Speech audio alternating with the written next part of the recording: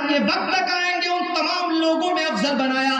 اس کے باوجود اے اللہ کے رسول میں یہ دیکھتی ہوں کہ رات کی تاریکی میں آپ نمازوں کا اہتمام کرتے ہیں, نوافل کا اہتمام کرتے ہیں. اے اللہ کے رسول آپ کی نمازوں کا یہ عالم ہے کہ ایسا محسوس ہوتا ہے کہ ہانڈی ابل رہی ہے. اے اللہ کے رسول اتنے بے چین کیوں دکھائی دیتے ہیں؟ اگر سجدے کی حالت میں اگر آپ جائیں تو آپ کے رونے کی آوازیں سنائی دیتی ہے. اے اللہ کے رسول اتنے بے چین کیوں رہتے ہیں؟ رات وقت آپ اللہ کی بارگاہ میں کھڑے ہو کر جب اللہ کے روبرو کھڑے ہوتے ہیں تو ایسا لگتا ہے کہ الذین یظنون انہم ملاقو ربہم. اللہ فرماتا ہے کہ جب اللہ تبارک و تعالیٰ کے روبرو ہو تو دل میں یہ احساس پیدا ہو کہ میرا پروردگار عالم میرے سامنے ہے, اس سے ملاقات ہو رہی ہے. اگر بندے کے اندر یہ احساس ہو جائے تو ظاہر سی بات ہے کہ وہ نہ دائیں دیکھے گا نہ بائیں دیکھے گا. اما عائشہ پوچھتی ہے اللہ کے رسول آپ رات بھر اتنی نمازیں کیوں پڑھتے ہیں, اتنے لمبے سجدے کیوں کرتے ہیں؟ اے اللہ کے رسول آپ کے اندر اتنی رقت کی کیفیت کیوں پیدا ہوتی ہے؟ اللہ کے رسول کا جملہ ملاحظہ کیجئے. اے لوگوں جنت کا ٹکٹ بانٹنے والوں, آسان خود کو سمجھنے والوں, اللہ کے رسول فرماتے ہیں عائشہ جس رب العزت نے مجھے اتنا بڑا مقام عطا کیا ہے, جس کائنات کے مالک نے تمام نبیوں سے افضل بنایا ہے, اے عائشہ ذرا یہ بتا کہ جس مالک کون و مکان نے میرے مقام کو اتنا بلند کیا, کیا میں اس کی بارگاہ میں سجدہ شکر ادا نہ کروں؟ ہمارا تو یہ حال ہے کہ ہم زندگی کے ہر موڑ پہ جی رہے ہیں, ہر معاملہ کر رہے ہیں. آج سب سے بڑا پرابلم یہ ہے کہ ہر آدمی اپنے آپ کو نصیحت کرنے کے لیے بیٹھا ہوا ہے. چائے خانے میں بیٹھے ہوئے نصیحت پلا رہے ہیں, نماز 2 وقت پڑھی نہیں نصیحت پلا رہے ہیں. اللہ فرماتا ہے کہ سب سے پہلے اپنے آپ کو جہنم کی آگ سے بچاؤ. اپنا تو کوئی ٹھکانہ نہیں, لیکن پوری دنیا میں جنت کا ٹکٹ بانٹتے ہوئے پھرتے ہیں. اللہ فرماتا ہے کہ سب سے پہلے احتساب نفس یا اپنی ذات کو سب سے پہلے جہنم کی آگ سے بچاؤ.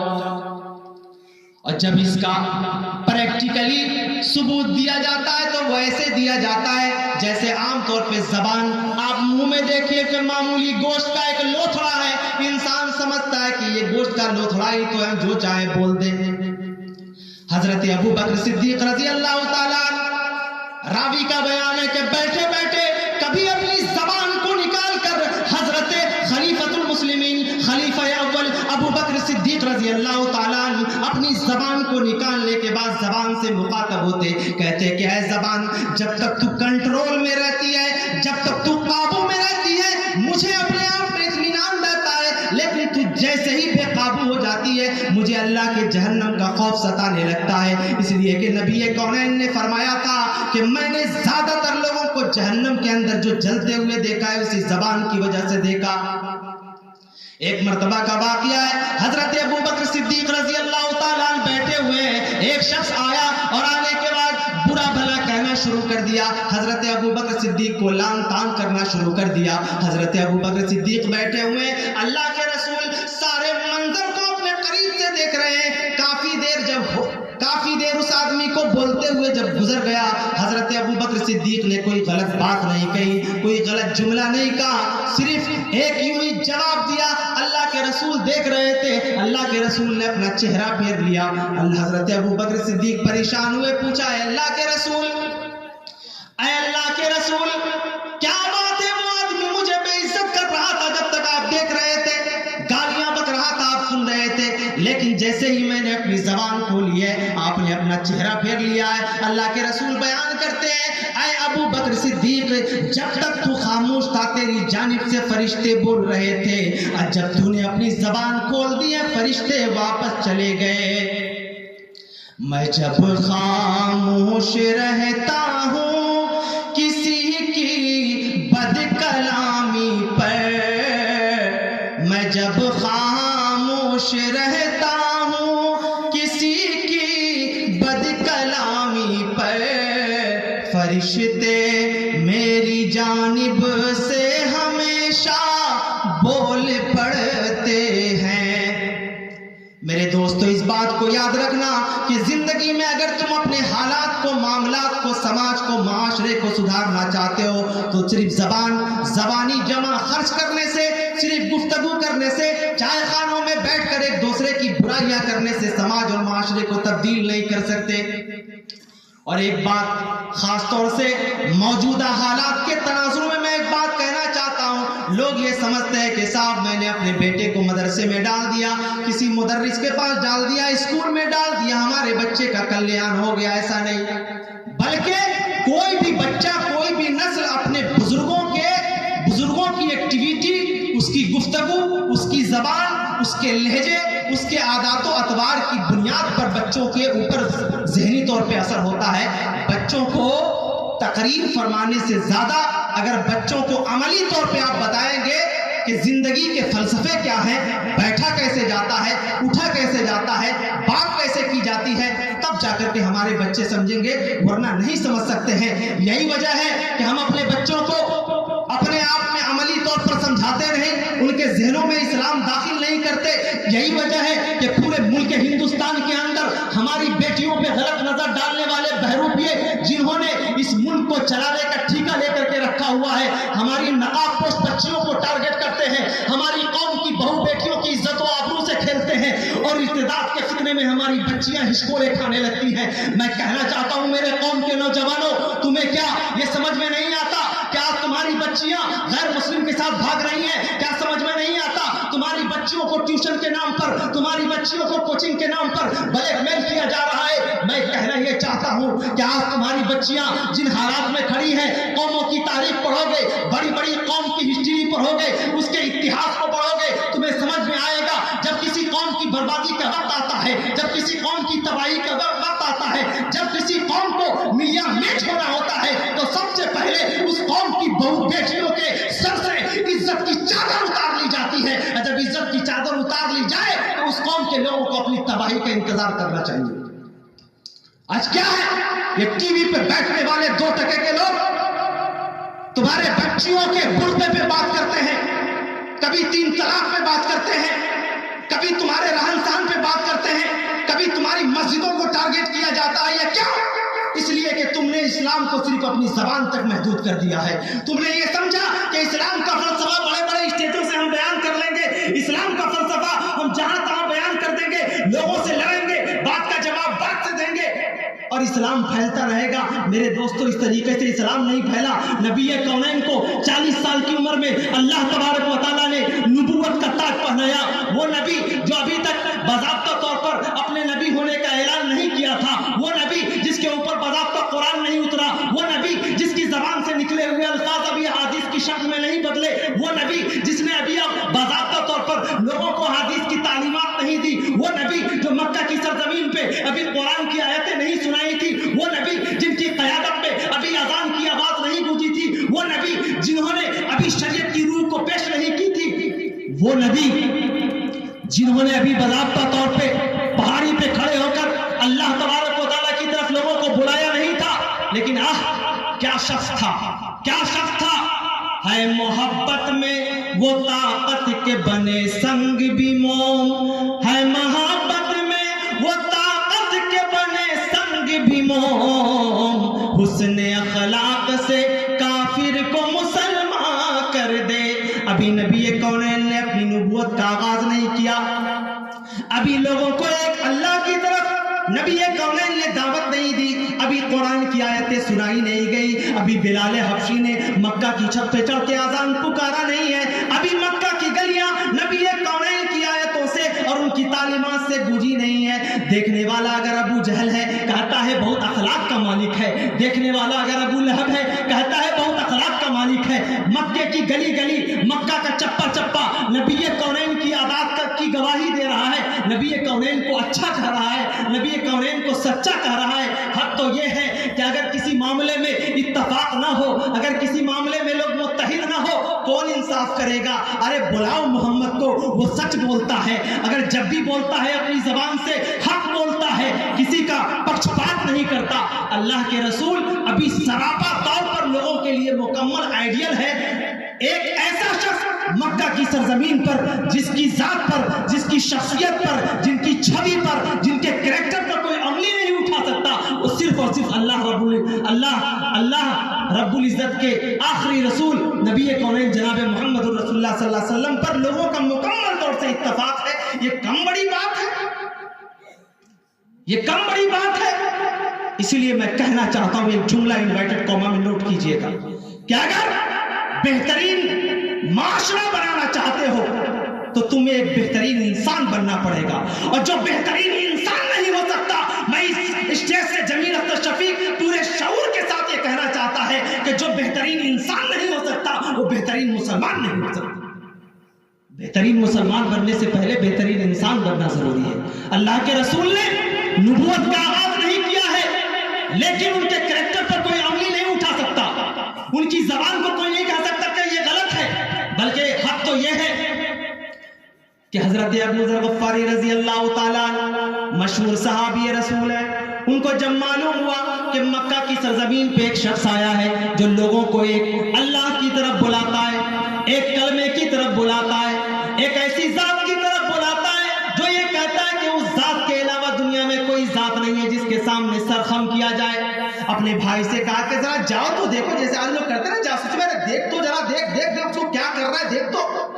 حضرت ابو ذر غفاری رضی اللہ تعالیٰ کے بھائی آئے مکہ کی سرزمین میں، چھپ چھپ کر کے دائیں سے بائیں سے اللہ کے رسول کو دیکھا، ایکٹیویٹی کو دیکھا، بات کرتے ہوئے دیکھا، نماز پڑھتے ہوئے دیکھا، ایک ایک عمل کو دیکھا، دیکھتے رہے کہ شاید یہ آدمی کہیں شاعر تو نہیں ہے، یہ آدمی کہیں مجنون تو نہیں ہے، کہیں پاگل تو نہیں ہے، مکمل طور سے دیکھتے رہے، ہر عمل کو اپنی آنکھوں میں قید کرتے رہے، چونکہ آئے تھے ایلچی بن کر، آئے تھے نمائندگی کرنے کے لیے کہ جانچیں جاسوس بن کر کہ یہ ہے کون، کیسے رہتا ہے، دیکھے تو صحیح یہ نیا آدمی ہے۔ سوامی وویکانند نے ایک بات کہی تھی، جب کسی سماج اور معاشرے کا ایک ویکتی اگر مضبوط سنکلپ کے ساتھ اس سماج کو بدلنے کا حق کر لے تو اس سماج میں انقلاب کی روح پھونک سکتا ہے۔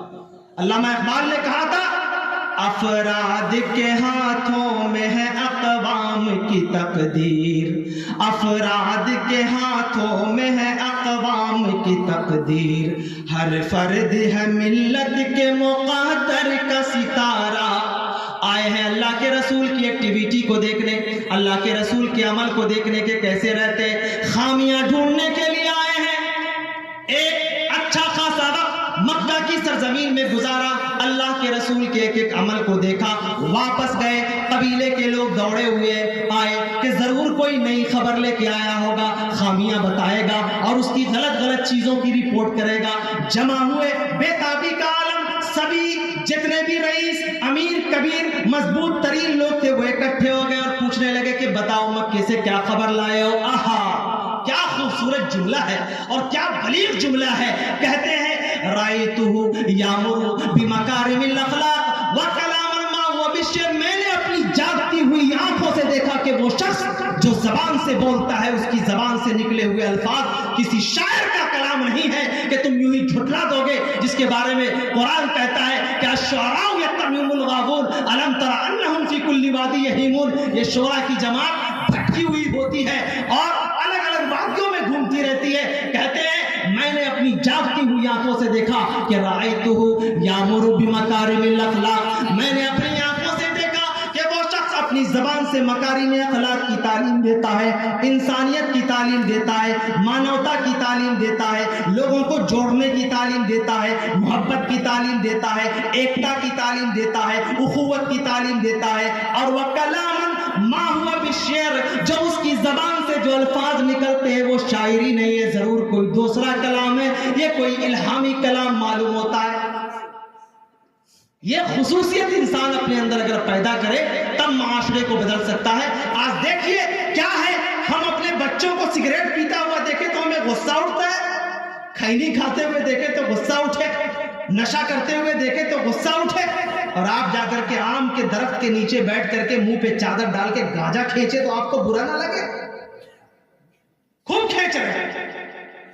یہ کیسے ہو سکتا ہے کہ آپ ببول کا پیڑ لگائے اور سوچے پکا پکا ہوا آم ایسا کھائے جس کا رس ادھر سے بھی ٹپکے اور ادھر سے بھی ٹپکے؟ ایسا ہوتا ہے؟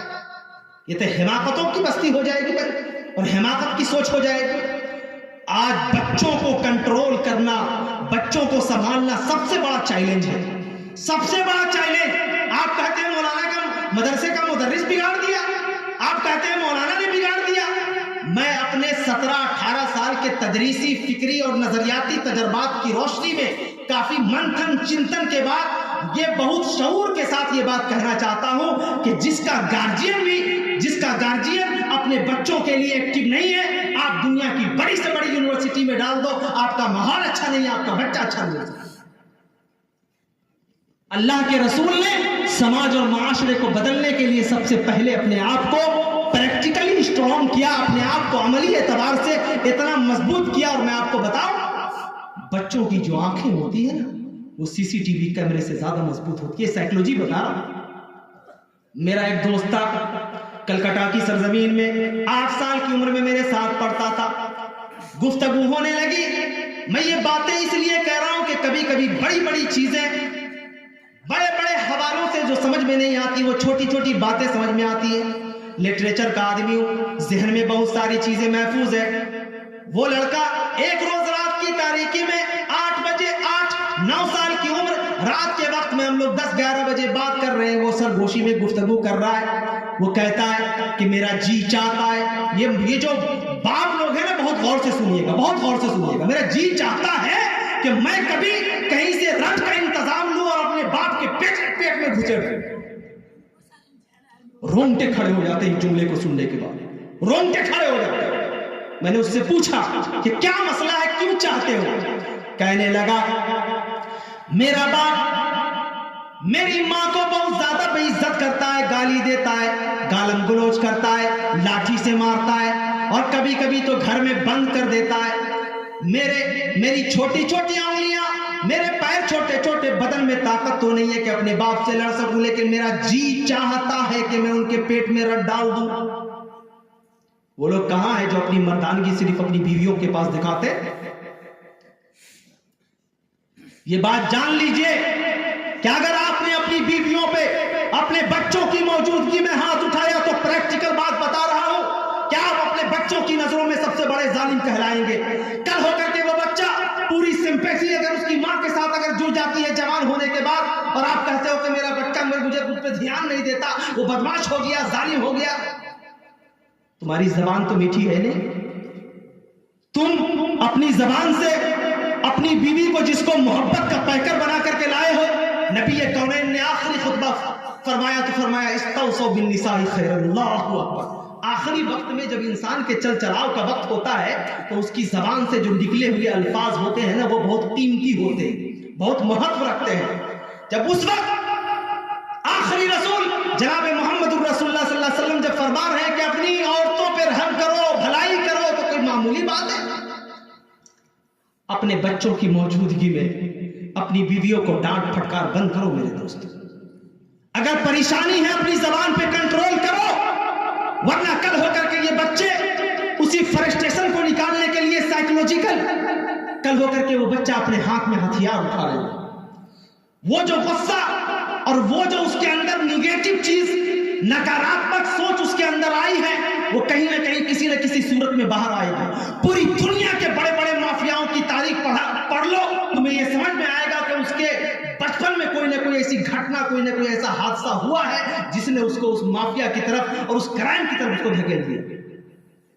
ہم یہ سمجھتے ہیں کہ بس مدرسے میں تعلیم دینے کو، قرآن ہاتھ میں دھرا دینے کو اور حدیث دھرا دینے کو، نورانی قاعدہ دھرا دینے سے بچے ہمارے بڑے ہو جائیں گے۔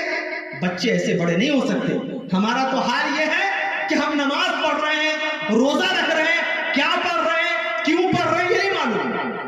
نماز میں روز کھڑے ہوتے ہیں، پتہ چلا حاجی صاحب بھی ہے، نمازی صاحب بھی ہے، داڑیاں بھی رکھ لی ہیں، جبے بھی پہن لیے ہیں، بڑی ٹوپی بھی رکھ لی ہے، اور خوب اچھی طریقے سے کہتے اب میں الحمدللہ 5 وقتہ نماز پڑھ رہا ہوں، اب صرف اللہ کے لیے اپنے آپ کو وقف کر دیا۔ بلائیے چچا ذرا قریب آئیے، ذرا یہ تو بتائیے کہ جو پہلی سورت آپ پڑھتے ہیں سورہ فاتحہ، الحمدللہ رب العالمین، ذرا اس کا مطلب تو بتائیے۔ کبھی کان کھجوانے لگیں گے، کبھی سر کھجوانے لگیں گے۔ الرحمن الرحیم مالک یوم الدین، اور پھر آگے چل کے ایاک نعبد و ایاک نستعین۔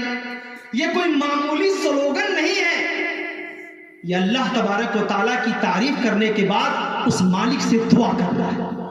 آپ سمجھ سکتے ہیں ایک آدمی اگر کسی کلکٹر کے پاس جائے کوئی کام کرنے کے لیے کہ صاحب ہمارے پاس یہ کام ہے، اور وہ اپلیکیشن ان کو ہاتھ میں دھرانے کے بعد وہ دائیں بائیں جھانکنے لگے، کلکٹر کان پکڑے گا، 2 چماٹا رسید کرے گا، نکل لے پتلی گلی سے، اور آپ اللہ تبارک و تعالیٰ کی بارگاہ میں کھڑے ہیں، سورہ فاتحہ کی تلاوت کر رہے ہیں، اللہ تبارک و تعالیٰ سے ہدایت کی دعا مانگ رہے ہیں، ہدایت کی دعا مانگ رہے ہیں، لیکن آپ کو پتہ نہیں کہ آپ ہدایت کی دعا مانگ رہے ہیں۔ اس لیے علامہ ابن قیم الجوزی رحمۃ اللہ علیہ نے بڑی قیمتی بات کہی کہ پورے قرآن کو بھی اگر سمجھ کر کے پڑھنے سے بہتر ہے کہ ایک آیت کریمہ کو سمجھ کر کے پڑھ لیا جائے، اس لیے کہ قرآن صرف قرآن کی کتاب نہیں ہے بلکہ قرآن ہدایت کی کتاب ہے۔ اللہ تبارک و تعالیٰ نے اس قرآن حکیم کو لوگوں کی ہدایت کے لیے بھیجا تھا، نہ کہ صرف سلوگن کی طرف دہرایا جائے۔ سوال یہ پیدا ہوتا ہے کہ جب ہم سورہ فاتحہ کی تلاوت کر رہے ہیں، اللہ تبارک و تعالیٰ سے دعا بھی کر رہے ہیں، لیکن ہمیں پتہ نہیں کہ کیا دعا کر رہے ہیں۔ جب دعا ہم کر رہے ہیں، دعا کا مطلب نہیں معلوم، تو اللہ تبارک و تعالیٰ دعا کی توفیق کیسے دے گا؟ ہماری زندگی میں رحمتیں کیسے آئیں گی؟ ہماری زندگی میں برکتیں کیسے آئیں گی؟ ہمارے بچے کیسے ٹھیک ہوں گے؟ ہمارا معاشرہ کیسے ٹھیک ہوگا؟ ہمارا سماج کیسے ٹھیک ہوگا؟ اسی لیے اللہ تبارک و تعالیٰ نے فرمایا یا ایھا الذین آمنوا قوا انفسکم، سب سے پہلے اپنے آپ کو جہنم کی آگ سے بچاؤ۔ اور میں آپ کو بتلاؤں کہ جب اللہ تبارک و تعالیٰ قرآن حکیم کے اندر کسی حکم کے بعد، کسی آدیش کے بعد، کسی آگیا کے بعد اگر اللہ تبارک و تعالیٰ جہنم کا ذکر کرتا ہے تو اس کا مطلب یہ ہے کہ انتہائی سینسیٹیو اور انتہائی اہم اور انتہائی سلگتی ہوئی بات ہے، جس پہ مکمل طور سے اپنے آپ کو توجہ کو مرکوز کر لینا چاہیے، دھیان کو آکرشت کر لینا چاہیے، اپنے ذہن کو لگا دینا چاہیے، اور مکمل طور سے تیار ہو کر اس کے لیے لگ جانا چاہیے۔ تب جا کر کے آپ کی زندگی میں انقلاب آئے گا۔ لوگ سمجھتے ہیں کہ بس یوں ہی کام چل رہا ہے، اپنے بچے کو پڑھا رہے ہیں، آپ لکھا رہے ہیں، ہمارا بچہ کامیاب ہو جائے گا، ایسا نہیں ہے۔ مسند احمد کی روایت ہے، اللہ کے رسول فرماتے ہیں لا ينظر الله عز وجل العاق لوالديه والمرأة المترجلة والديوس، اللہ کے رسول فرماتے ہیں کہ قیامت کے دن جب حشر اور نشر کا میدان ہوگا، تمام اولین و آخرین کا اجتماع ہوگا، ہر شخص وہاں جمع ہوگا، غریب امیر، وقت کے بڑے بڑے رئیس جمع ہوں گے۔ اللہ کے رسول فرماتے ہیں کہ 3 لوگوں کی طرف اللہ تبارک و تعالیٰ نظر رحمت سے نہیں دیکھے گا۔ یہ 3 باتیں لے کر کے جاؤ، اور انشاءاللہ آخر میں چند باتیں کہہ کے میں اپنی گفتگو ختم کروں۔ اللہ کے رسول فرماتے ہیں کہ 3 لوگ ایسے ہیں جس کے طرف اللہ تبارک و تعالیٰ رحمت کی نظر سے نہیں دیکھے گا۔ ایک بچے کو اگر معلوم ہو جائے کہ تمہاری کسی غلطی کی وجہ سے تمہاری ماں نے کہا کہ میں تمہیں دیکھنا نہیں چاہتی، میں تمہیں اپنی نظروں کے سامنے، میری نظروں کے سامنے تم مت آنا۔ اگر بچہ سینسیٹیو ہے، اگر بچہ ایموشنل ہے، تو ظاہر ہے وہ اکیلے میں رونے لگے گا کہ میری ماں اتنی ناراض کیوں ہو گئی۔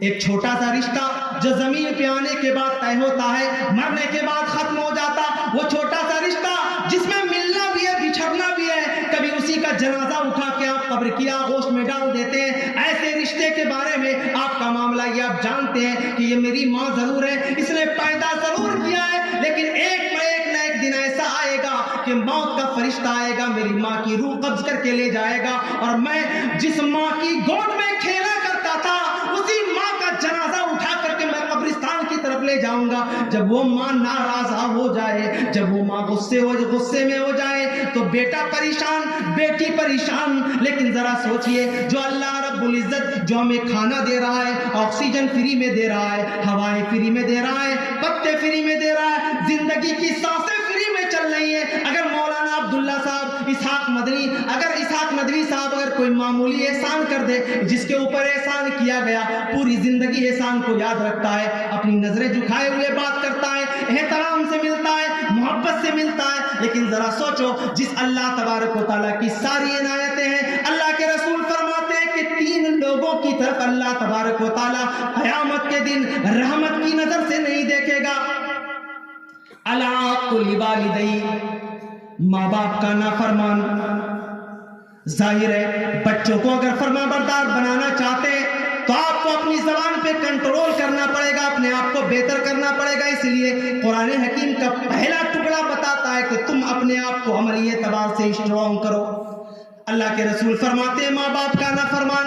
آج کی تاریخ میں دیکھیں سب سے زیادہ اگر کوئی مظلوم ہے، پریشان ہے، تو وہ بوڑھے ماں باپ جن کی ہڈیاں کمزور ہو گئی ہیں، جن کی آنکھوں کی بینائی کمزور ہو گئی ہے، روشنی کمزور ہو گئی ہے، کام کاج میں بیوی بچوں میں لگی ہوئی اولادیں کبھی ماں باپ کے درد کو محسوس نہیں کرتی. ذرا سوچو رات کی تاریکی میں جب تمہارے اس ماں باپ کو جس کی ہڈیاں کمزور، پیر ہاتھ کمزور، جب اکیلے میں بیٹھتے ہوں گے تم ان کے درد کو نہ سمجھتے ہوگے اور گزر جاتے ہوگے، ان کے دل پہ کیا گزرتی ہوگی اور کیا سمجھتے ہو کہ تم اس کی آہ سے تم بچ جاؤ گے.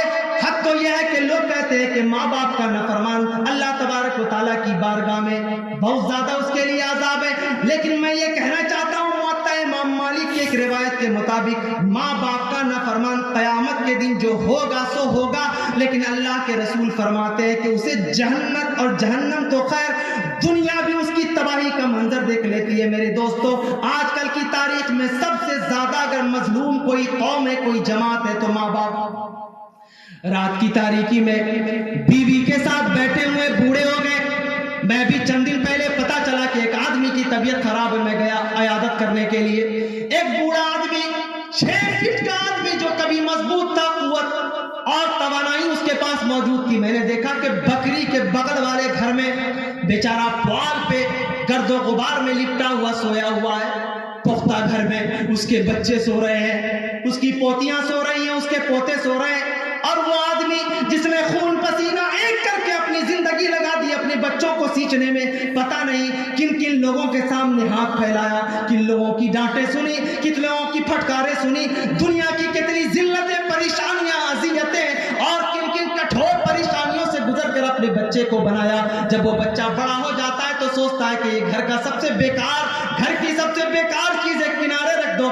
میں نے دیکھا میری آنکھ میں آنسو آ گئے. میں نے اس کے بیٹے کو بلایا کہ میرے دوست کیا سمجھتے ہو کہ تمہارا وقت نہیں آئے گا؟ یاد رکھنا اگر تم نے اپنے باپ کو ذلیل کیا، زندگی میں اگر عذاب اس کے اوپر تم نے مسلط کر دیا، یاد رکھنا کہ کل ہو کر کے تمہارے بچے اس سے زیادہ خراب سلوک تمہارے ساتھ کریں گے.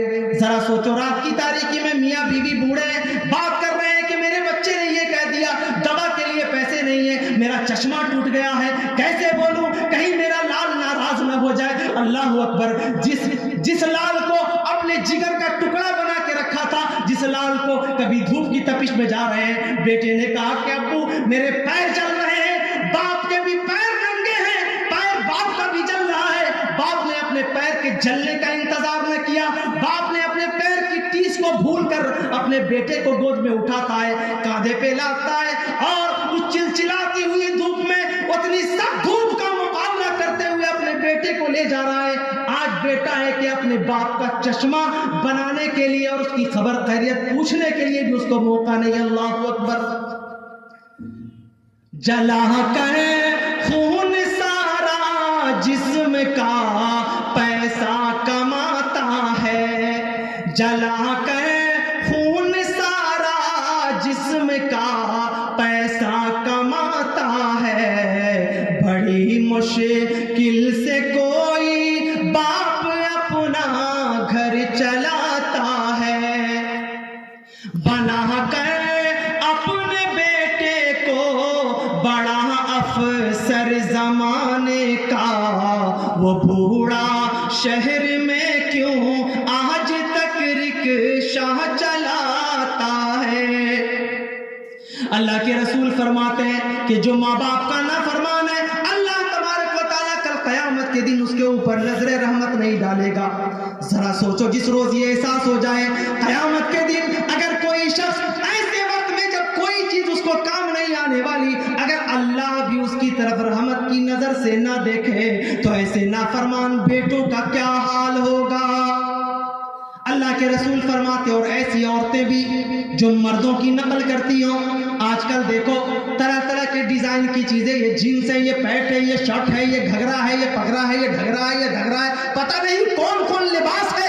میں آپ کو بتلانا چاہتا ہوں کہ ان لوگوں نے جو باہر والے تھے نا، ان لوگوں نے پہلے آپ کو سندیش دیا کہ آپ اسلام سے برگشتہ ہو جائیں، بعد میں سوچا کہ اس کے پاس تو دماغ کم ہے، اس کے پاس تو بڑی بڑی فیکٹری نہیں ہے، ایسے لباس نکال دیے کہ آپ شارٹ کٹ میں سوچتے ہو چلو بچی ضد کر رہی ہے پہنا دیتے، بچہ ضد کر رہا ہے پہنا دیتے۔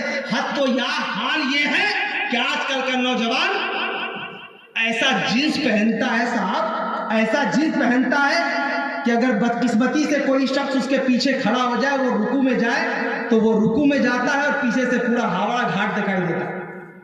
کیا یہ تماشا بنا کر کے رکھ دیا؟ لباس کا یہ مطلب ہے۔ اور آج کل یہ ہے کہ یہ تفریق کرنا مشکل ہو گیا کہ کون کون سا چھوٹی چھوٹی بچیوں کو لوگ ریل بنا کر کے نچواتے ہیں، کہتے ہیں واہ، اپنے رشتہ داروں کو بھیجتے ہیں، یہ دیکھیے کتنی زیادہ تیز ہو گئی ہے، یہ میری بیٹی ہے۔ شرم نہیں آتی تمہارے چھوٹی چھوٹی بچیوں کو نچواتے ہو، جہنم کا گڑھا کھود رہے ہو اپنے ویور کو بڑھانے کے لیے۔